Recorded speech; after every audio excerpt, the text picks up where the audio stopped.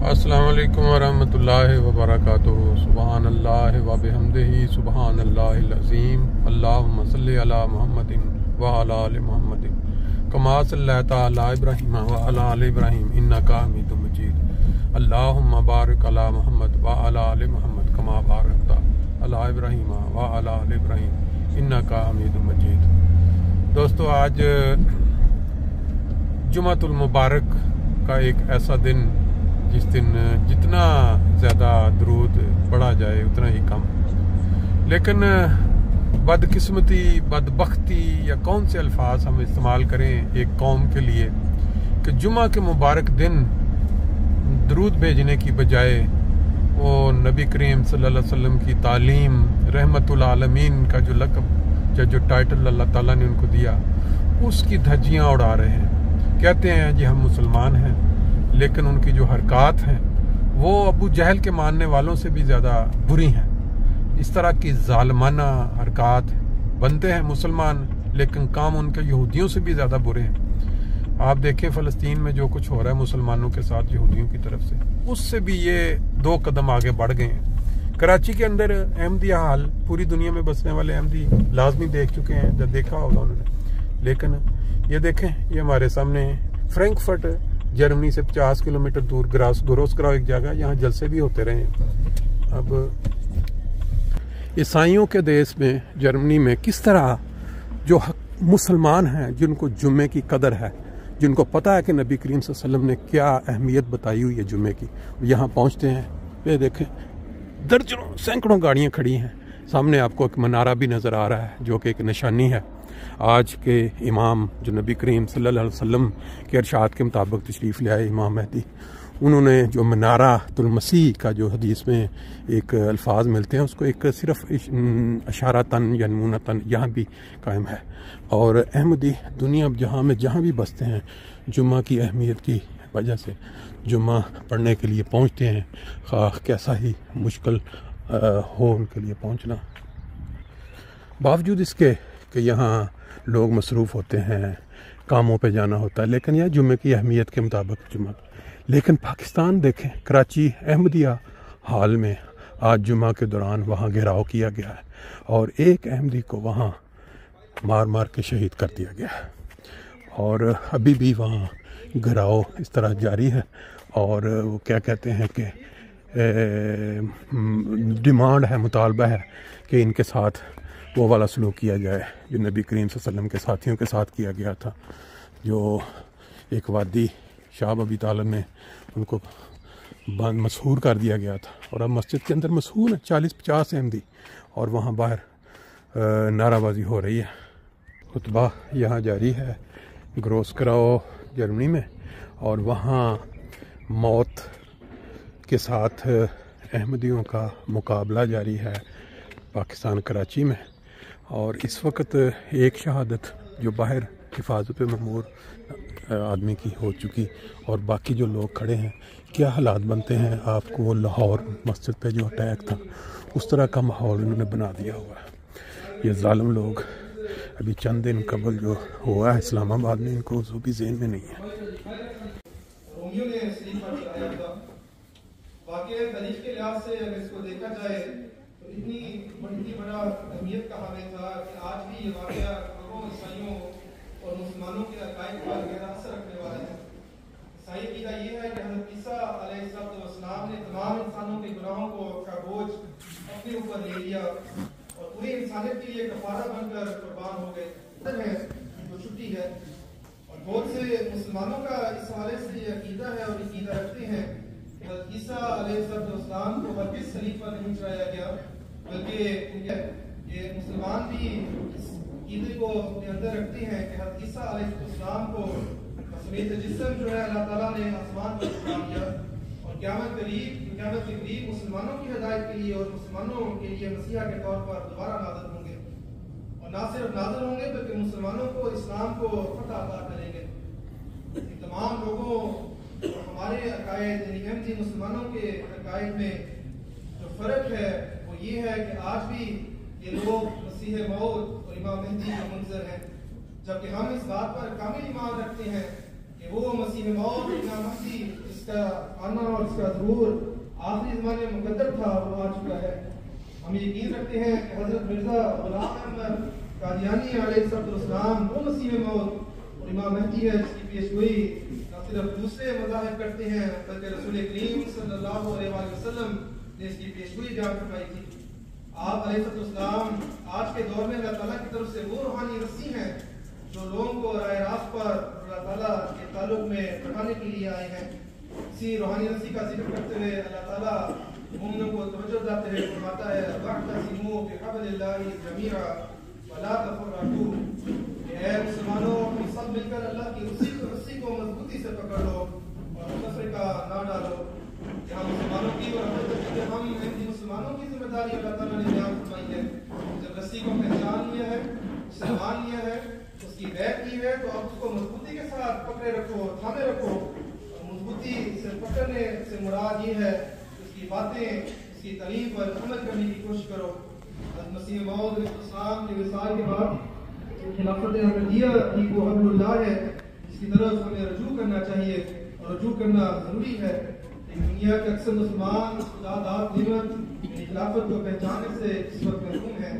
جو نبیوں کے نقش قدم پر چلتے ہوئے ان کا جانشین بن کر اللہ تعالیٰ کے نشانات ان کے سامنے پیش کرتا ہے ان کی رہنمائی کرتا ہے ان کا تزکیہ نفس کرتا ہے انہیں بار بار نصائی کرتا ہے انہیں اسلامی تعلیمات یاد دلاتا ہے اور خود بھی ان تعلیمات پر عمل کر کے ان کا نمونہ پیش کرتا ہے. خلیفہ وقت ہمیں ہمیشہ نئی امید اور نیا ملہ عطا کرنے والے ہیں. ہمیں اپنے عمل سے دکھاتے ہوئے یا اپنا عملی نمونہ پیش کرتے ہوئے ہمیں اسلامی تعلیمات کو صحیح رنگ میں ادا کرنے کی طرف توجہ دلاتے ہیں.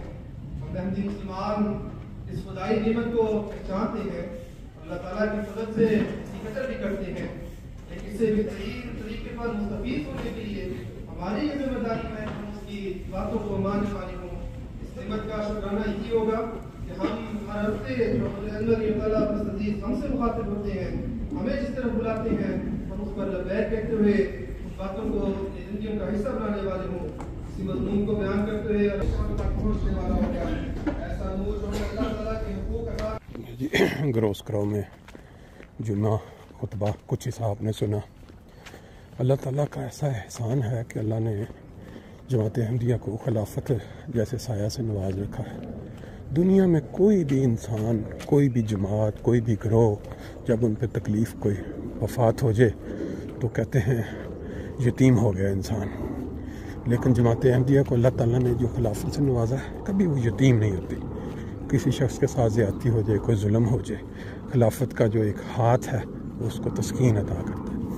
اب جمعہ والے دن خدا تعالیٰ کے حضور ایک شہادت پیش کرنا میرا خیال ہے یہ تاریخ میں پہلی بار ہوا ہوگا کہ جمعہ کی حفاظت کرتے ہوئے جو انسان اپنی جان پیش کر دے خدا تعالیٰ کے حضور کیا بڑا مرتبہ ہے. اللہ تعالیٰ اس کی شہادت قبول فرمائے اور احمدیوں کی حفاظت فرمائے. یہ قوم بڑی تیزی کے ساتھ اپنے منطقی انجام کی طرف پہنچ رہی ہے. بات یہ ہے کہ پوری دنیا کے اندر جب بھی جمعہ آتا ہے تو مسلمان اکٹھے ہوتے ہیں جمعہ پڑھنے کے لیے کیونکہ یہ جمعہ کی جو اہمیت ہے یا جو فرضیت ہے تمام مسلمان جانتے ہیں. لیکن ایک بات کی سمجھ نہیں لگتی کہ مسلمان دوسرے مسلمانوں کے خلاف خواہ ان کو عدالتوں کے ذریعے یا ان کو ایسی اسمبلیوں کے ذریعے جو کرپٹ تھیں جن کے متعلق بعد میں وائٹ پیپر غیر مسلم قرار دیا گیا.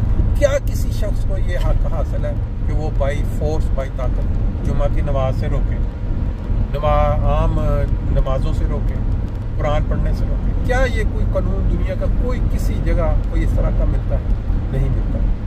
تو یہ جو پاکستان کے اندر کام ہو رہا ہے جو پچھلے کئی سالوں سے جاری ہے کیا یہ صرف اور صرف لوگ کر رہے ہیں یہ تنظیمیں کر رہی ہیں یا ان کے پیچھے کوئی اور ہاتھ ہے؟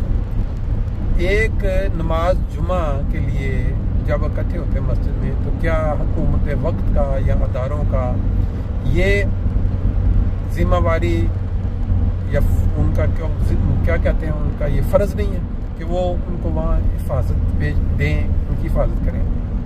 حضرت عمر فاروق رضی اللہ تعالیٰ عنہ کے زمانے میں وہ جو انصاف ملتا تھا اس کی مثال بڑی چھوٹی سی مشہور ہے. انہوں نے ایک دفعہ فرمایا کہ اگر دریائے دجلہ کے کنارے ایک بھوکا کتا بھی مر گیا تو اس کا ذمہ وار جو حکمران ہے اس وقت کا وہ ہوگا.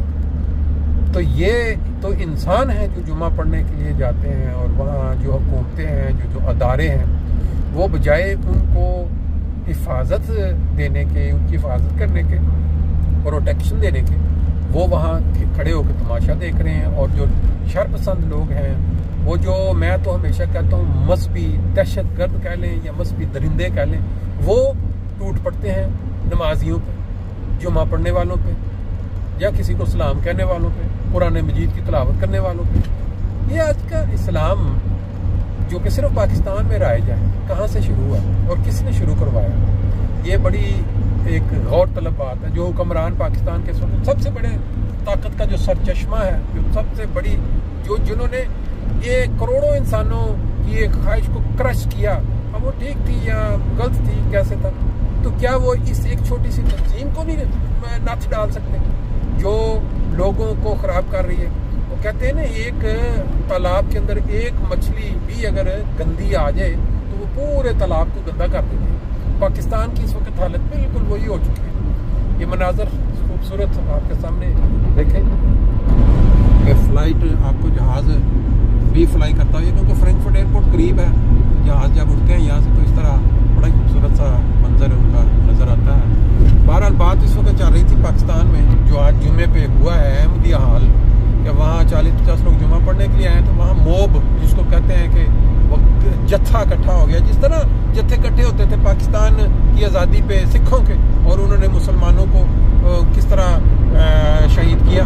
اللہ تعالیٰ قرآن مجید میں فرماتا ہے کہ ایک شخص جو اللہ کی راہ میں مارا جاتا ہے اس کو مردہ مت کہو، وہ زندہ ہے. لیکن یہ جو زندہ لوگ ہیں بیسیکلی یہ مردے ہیں، جن کے ضمیر مار چکے ہیں، جن کے ایمان مار چکے ہیں، اور یہ احمدیوں کے اوپر حملے کرتے ہیں اور ان کو روکتے ہیں نمازوں سے، جمعے سے. اللہ تعالیٰ ان کو فہم اور عقل دے. ابھی تو وہ ایک خبر پہنچی تھی، ابھی آگے کیا ہوگا دعاؤں کے بعد.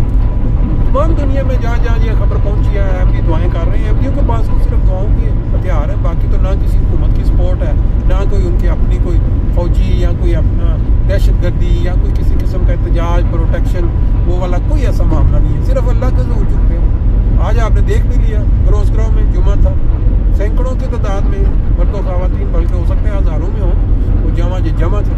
اور اللہ تعالیٰ نے جو جمعے کی فرضیت کی ہے، اس پہ تو عمل کرنے والے احمدی ہیں، خواہ وہ عیسائی دیس میں باس ہیں. تو پاکستان میں تو وہ احمدی جو جمعہ پڑھتے ہیں ان کی بہت بڑی قربانی ہے. ان کا جو جمعہ پڑھنا ہے وہ تو ایسے ہی ہے جیسے آپ موت کے منہ، موت کی آنکھوں میں آنکھیں ڈال کے جمعہ پڑھ رہے ہیں. اللہ تعالیٰ ان کا جمعے کو قبول فرمائے، ان کی حفاظت فرمائے.